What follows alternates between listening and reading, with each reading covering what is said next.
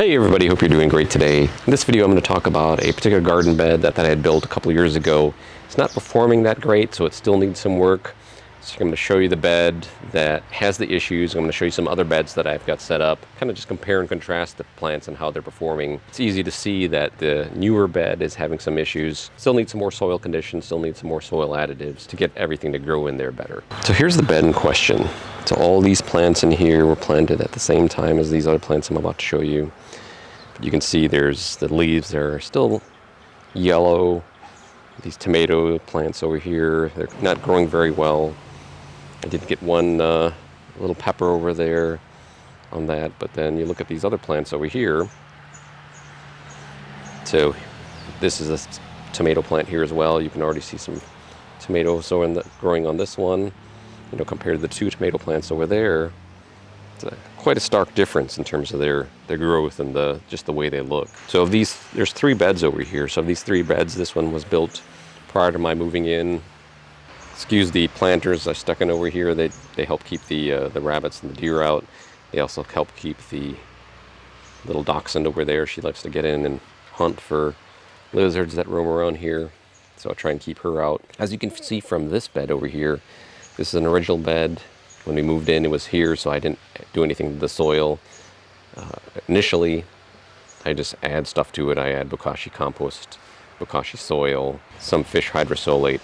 So all these 3 beds over here, they get the same amount of water, they get the same amount of nutrients, like any fertilizers I use or any fish hydrosolate.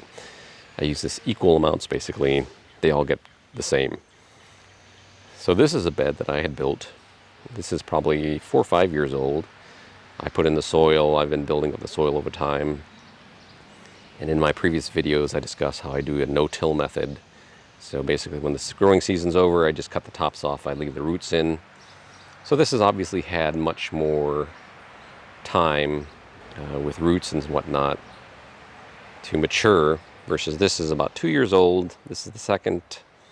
This is actually the 3rd growing season I've been using this bed. So I did add some soil. It's still a little low, so I need to add some more. Once the growing season's over here, I'll add some more soil into it, more bokashi compost, more compost. But as you can see, just comparing between the two, you know, how the growth, I mean, the tomato plants here are very green. They're pretty tall, you know, compared to the tomato plants over here. Barely look about a foot each. I'm not seeing any.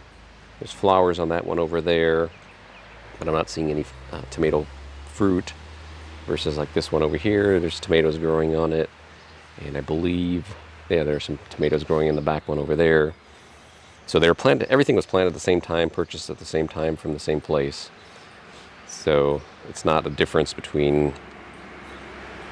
I used a poorer quality plant on this one. They're from the same local location. I purchased these seedlings. It's a great place to buy from here. So definitely with this bed over here, I plan on adding more compost. I use mainly bokashi compost, so I need to add more on that. Layer it up much more, get some more soil, more dirt in there, just so it's leveled up and boost the fertility of the soil, because as you can see, it's lacking. I have used EM1 effective microorganisms in the past.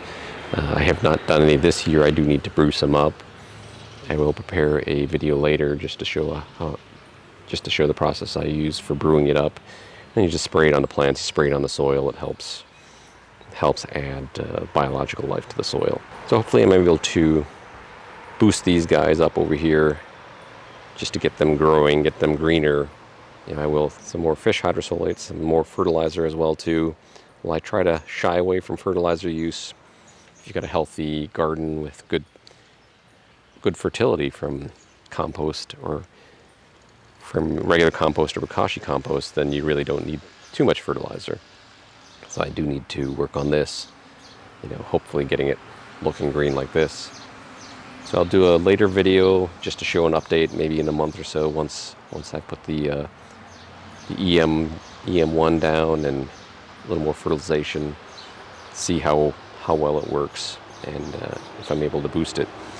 Next year will be the true tail, because I think with that I do plan on getting around and topping everything up and adding more layers to this. And I think just the overall maturity, as I build maturity of this bed, build more additional layers, get the lasagna type layers with organics and natural material. With organic matter, it's going to help with the overall fertility of this bed.